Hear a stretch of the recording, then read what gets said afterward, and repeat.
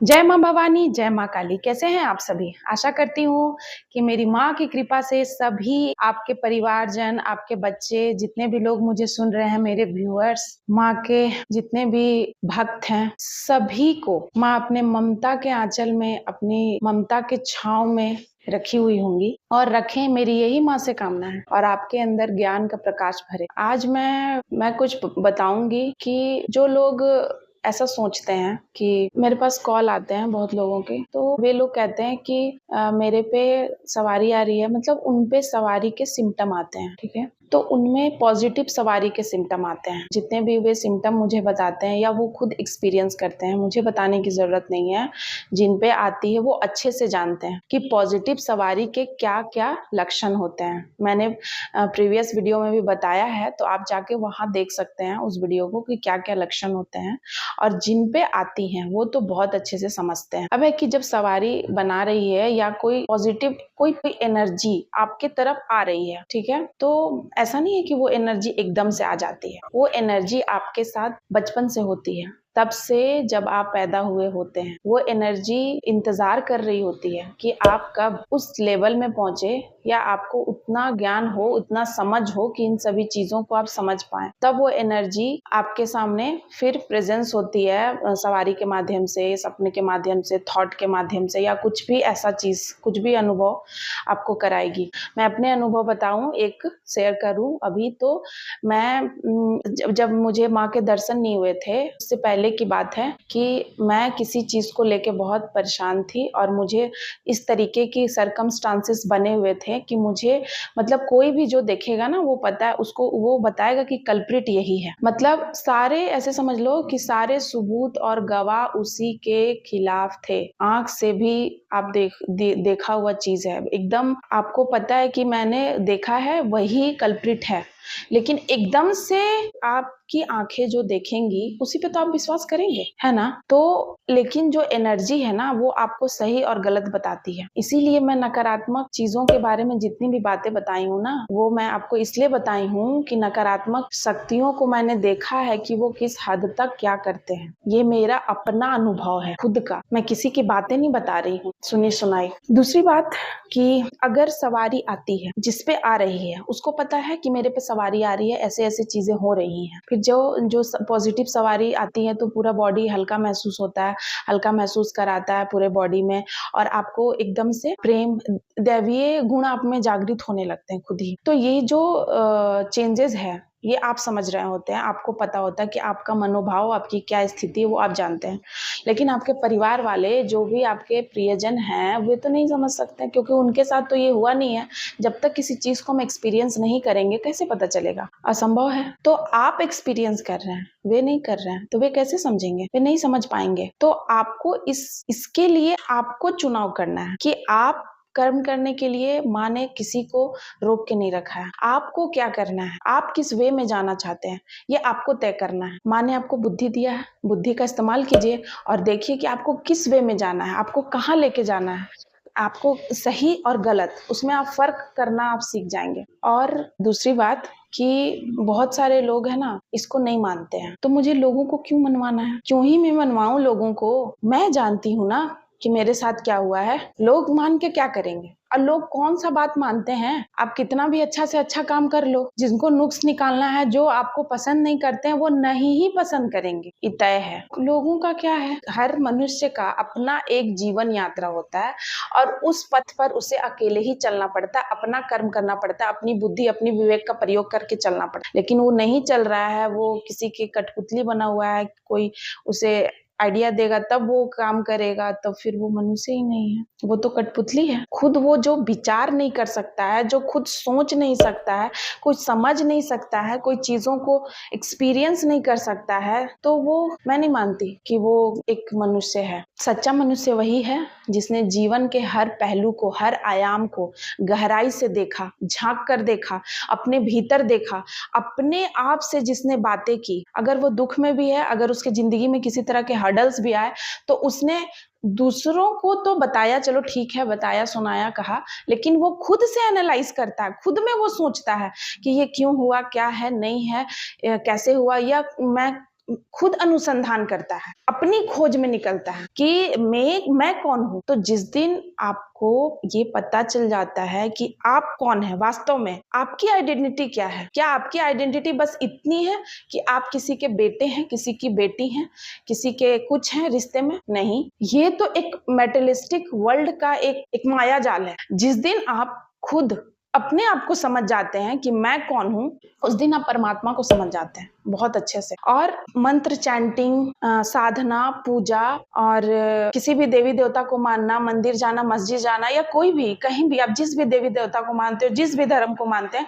वहां जाना मतलब कि आप खुद की खोज में जा रहे हैं। अगर आप बहुत दुखी हैं या बहुत कुछ आपके साथ चल रहा है, आपको ऐसी स्थिति आ गई है, या फिर लोग क्यों जाते हैं मंदिर, या लोग क्यों जाते हैं अपने इष्ट के पास, लोग क्यों कुछ पूजा करते हैं, वो इसलिए करते हैं क्योंकि उन्हें क्या चाहिए? शांति चाहिए। पहले तो वो ढूंढते हैं, इस माया के चक्रव्यूह में जो फंसा हुआ है वो ढूंढता है कि मुझे सुख और शांति मिल कहाँ रही है। क्या मुझे किसी मिठाई में सुख मिल रहा है? क्या मुझे किसी कपड़े में सुख मिल रहा है? क्या किसी व्यक्ति की वजह से मुझे सुख मिल रहा है? फिर उसे समझ आता है कि नहीं, एक मिठाई खाने के बाद उसका भी एक लिमिट है। एक टाइम के बाद वो मिठाई भी मुझे पसंद नहीं आ रही है, अब मुझे उसे खाकर भी खुशी नहीं हो रही है। एक चीज को करने के बाद मुझे उसकी भी खुशी नहीं हो रही है। जिसके साथ, जिसको मैं पाने के लिए बेचैन थी, वो मुझे मिल गया है, लेकिन अब उसके पाने के बाद भी मुझे वो सेटिस्फैक्शन नहीं मिल रहा, वो खुशी नहीं मिल रही है। एक टाइम के बाद वो खत्म हो गया। क्यों? अगर शांति और सुख उसमें था तो वो खत्म कैसे हो गया? नहीं होना चाहिए। आपका जो आत्मा है वो उसमें, जैसे लोग कहा जाता है कि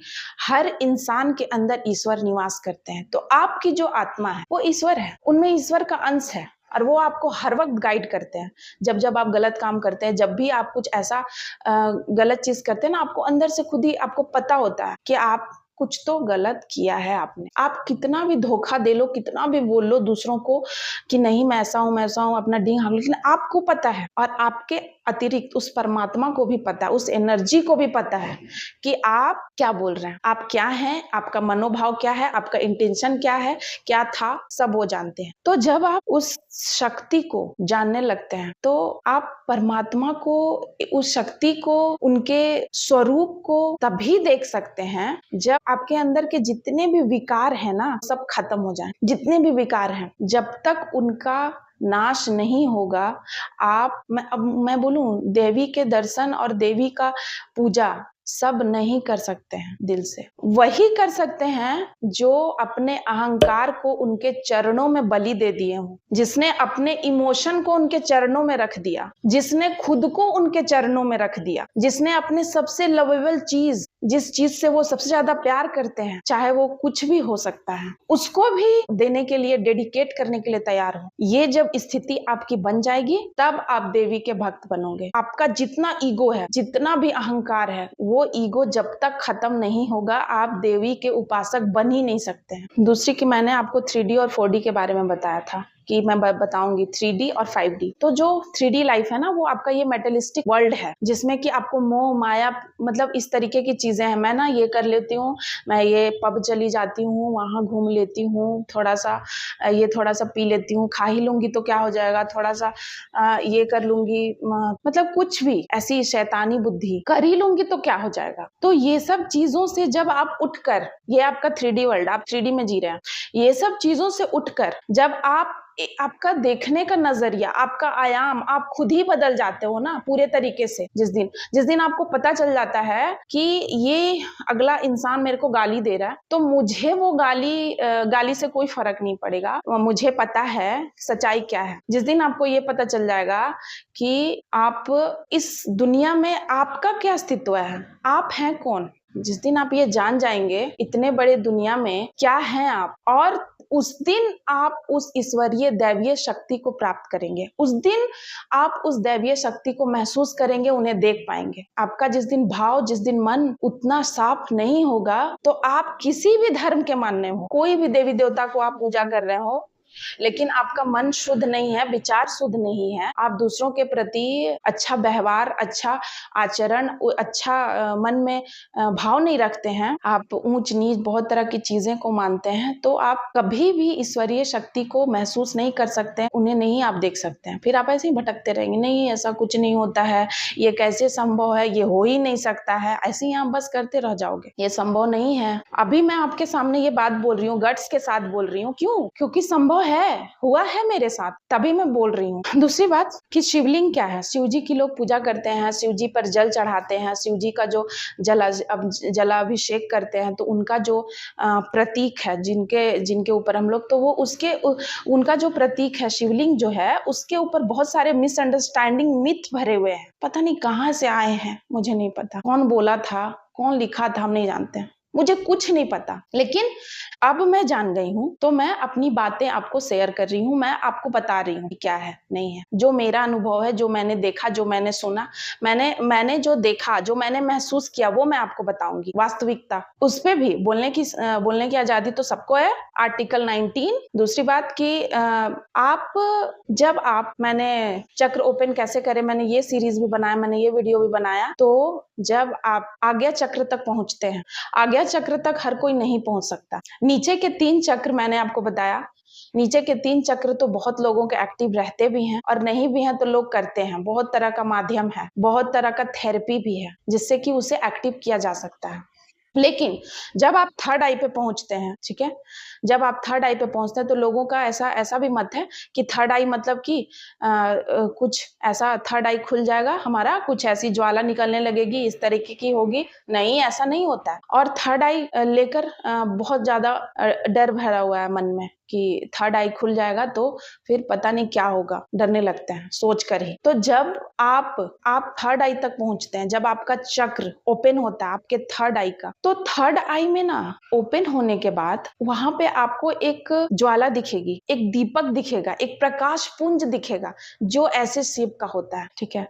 और वो जो शेप है ना, उसे शिव कहा गया। शिव यानी जो शाश्वत है, जो सत्य है, जो ज्ञान है, परम ज्ञान। और वो जो एनर्जी है, हमारे ऋषि मुनि हो या जो भी, जिस भी इंसान को, जिसने भी तपस्या करी या जो भी माध्यम अपनाया, जो उस चीज तक पहुंचा, जिसकी थर्ड आई ओपन हुई या जो उस चीज को देखा, उसने क्या कहा कि जो बाकी संसार के लोग हैं या जो भी हैं उनके लिए, या फिर ऐसे भी उस चीज को पूजनीय माना। लिंगम का अर्थ होता है प्रतीक, चिन्ह, जो हमें दिखाई देता है कब, जब हम उस आई तक पहुंचते हैं, थर्ड आई तक, आज्ञा चक्र तक। तो मैं बता रही थी कि जब ऐसा होता है, तो जब आप अपने आज्ञा चक्र तक पहुंचते हैं, तो आपको एक पुंज का दर्शन होता है, और वो जो पुंज है उसे शिवलिंग कहा गया। लिंग संस्कृत में लिंग कहते हैं, लिंग का मतलब होता है प्रतीक, चिन्ह, एक चिन्ह, जिसमें जो आपका ये थर्ड आई है, तो यहाँ पर आपके ईड़ा, पिंगला और सुषुम्ना नाड़ी तीनों एक जगह मिलते हैं, उसे थर्ड आई बोलते हैं, थर्ड आई चक्र में।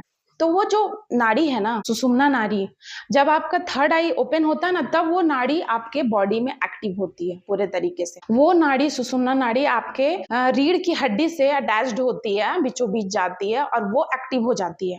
और जब ये एक्टिव होता है, तीनों का जो संगम होता है, तब आपका थर्ड आई खुलता है। थर्ड आई के खुलने से जिसे दैवीय शक्ति, दैवीय गुण जागृत हो जाते हैं। दैवीय शक्ति, दैवीय गुण कहने का मतलब आपको देवी के दर्शन हो सकते हैं, उनके मुख के दर्शन, उनके हाथ पांव, उनके अस्त्र शस्त्र, सिर्फ देवी ही नहीं, जो भी आपके देवी देवता, आपके इष्ट हैं, या जो भी उनका दर्शन, उनके अस्त्र शस्त्र का दर्शन होना स्टार्ट हो जाता है। अब बस आंख बंद करेंगे ना, तो वो आपके सामने आ जाएंगे। उनका जो वास्तविक चित्र, ये मेरा अनुभव है, उनका जो वास्तविक प्रतिबिंब, मतलब प्रतिबिंब नहीं, वो वास्तव में कैसे हैं, वो आप देखने लगेंगे, दिखता है आपको, वो कैसे बात कर रहे हैं, वो कैसे क्या कर रहे हैं। जैसे कि मैं जब माता का जो मैंने रूप देखा, तो उनका जब मैं उन्हें भोजन कराती हूँ या जो भी है, तो वो क्या बोलती हैं, नहीं बोलती हैं, कि किसमें कैसा टेस्ट है, क्या है, तो वो ये सारी चीजें होना स्टार्ट हो जाती हैं, और आपको अनुभव होता है, आपके आंखों से अश्रु की धारा बहती है, वो अनगिनत अश्रु की धारा बहने लगती है, आपके अंदर का अहंकार जितना है ना, वो सब निकलने लगता है, सब कुछ,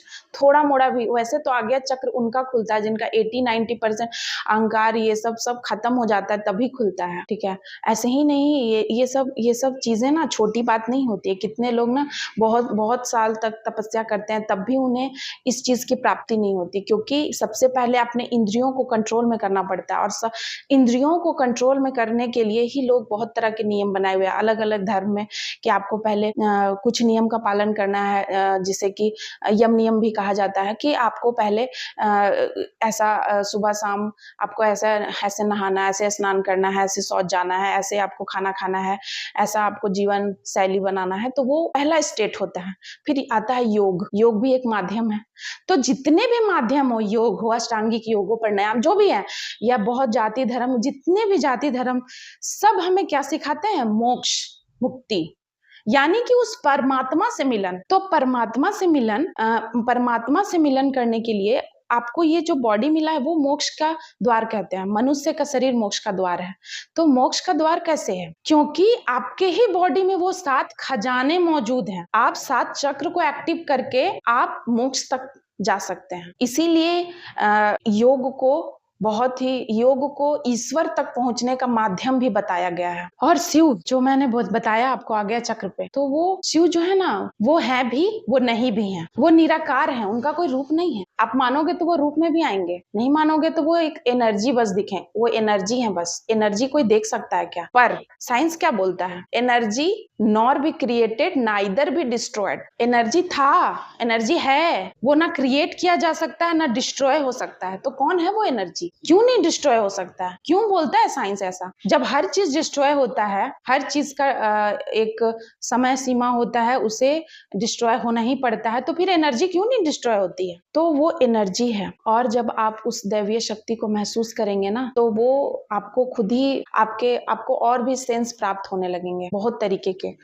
तो आप इसे ऐसे लो, मान लो कि कोई व्यक्ति है जो कोई पूजा पाठ नहीं करता है, उसे ईश्वर में विश्वास है ही नहीं, ठीक है, नास्तिक है मान लो, फिर भी वो अपने कर्म अच्छा रखा है, अच्छे काम करता है, जो है अच्छा परोपकार का काम करता है, धर्म के मार्ग पर चलता है, तो फिर भी उसके चक्र एक्टिव होते हैं, उसके भी चक्र एक्टिव होते हैं। तो मेन हमारा मोटो क्या है? मेन मोटो है कि हमें उस शिव शक्ति को, इसका अगर कोई नाम मत दो, ये तो नाम दिया गया है कि शिव और शक्ति, अगर नाम नहीं भी देते हैं तो उस एनर्जी तक, उस पॉजिटिव एनर्जी तक, उस तक पहुंचने के लिए आपको इस मनुष्य शरीर में मोक्ष तक वो आपको पहुंचाएगी। और वहां तक पहुंचने के लिए आपको ये सारे चक्र को एक्टिव करते हुए जाना है। और सारे चक्र का जो जितना भी डेफिनेशन है, जो भी बातें मैंने बताई हैं, तो आप जान सकते हैं। और आशा करती हूँ कि आपको मेरे इस वीडियो से कुछ ज्ञान या कुछ तो आपके समझ में आए कि मैं क्या बोलना चाहती हूँ, मैंने क्या कहा है। मैं अंधविश्वास में विश्वास नहीं करती हूँ। मैं पढ़ाई की हूँ, मैं भी एक साइंस की स्टूडेंट हूँ। मैंने एमएससी करा है केमिस्ट्री से, और मैं भी बहुत तरीके का पढ़ाई कर चुकी हूँ। तो मैं बेवकूफ नहीं हूँ कि मैं अंधविश्वास पे विश्वास करूंगी। तो मैं उसी चीज पे विश्वास करूंगी जो चीज मेरे साथ हो रहा है। मेरा एक हैबिट रहा है कि मेरे साथ कुछ भी होता है हमेशा से, तो मैं उस पे आत्म मंथन करती हूँ। मंथन पहले उस पे करती हूँ, क्यों हुआ, क्यों नहीं हुआ, कैसे हुआ। मैंने यहाँ तक, इस लेवल तक भी मैंने सोचा है, कहीं मैं पागल तो नहीं हो रही हूँ, अगर हो रही हूँ तो क्यों हो रही हूँ और मुझे क्या करना है। तो मैंने हर चीज को अपने लाइफ में एक्सपीरियंस करा है, और मैंने हर चीज, मिथ क्या है, अंधविश्वास क्या है, ईश्वर है तो क्यों है, और ईश्वर नहीं है तो क्यों नहीं है, क्या सच में ईश्वर है। बहुत लोग कहते हैं कि ईश्वर नाम की कोई चीज नहीं होती है, बहुत लोग कहते हैं कि पुनर्जन्म नहीं होता, मतलब बहुत तरह की बातें, इतनी तरह की बातें मैं बचपन से सुनती आ रही थी, पढ़ते आ रही थी, बहुत सारे पढ़ते सीखते मैंने अभी तक जितना आया। लेकिन अब जो मैं बोल रही हूँ वो मैं किसी चीज को पढ़ के या किसी की बात सुन के नहीं बोल रही हूँ, ये मेरी अपनी बातें हैं, या आप कह लो मेरे जीवन का खोज है। मैं यहाँ तक आई हूँ तो मेरे जीवन का एक खोज, जिसे मैंने जाना है। तो आपको कैसी लगी ये वीडियो कमेंट में जरूर बताइएगा। प्लीज चैनल को सब्सक्राइब कीजिए, और अगर आपको वीडियो अच्छी लगती है, उसका कोई भी कंटेंट आपको समझ में आता है, आपके दिल को छूता है, आपके जिंदगी को बदलता है, तो आप प्लीज लाइक कीजिए। लाइक करने से मोटिवेशन मिलता है। मुझे भी लगता है कि हाँ, मैं कुछ काम कर रही हूँ या कुछ है जो मेरी बातों से अगर एक लोग का भी जिंदगी में कोई चेंजेस आता है, अच्छा चेंजेस, पॉजिटिव चेंजेस, तो मैं समझूँगी कि माँ ने मुझे जो काम दिया है या जो काम कर रही हूँ वो मैं सही कर रही हूँ, ठीक कर रही हूँ और मुझे एक पॉज़िटिविटी मुझे भी मिलेगी, मैं भी मोटिवेट होंगी। मैं भी इंसान हूँ आपकी तरह। नमस्कार।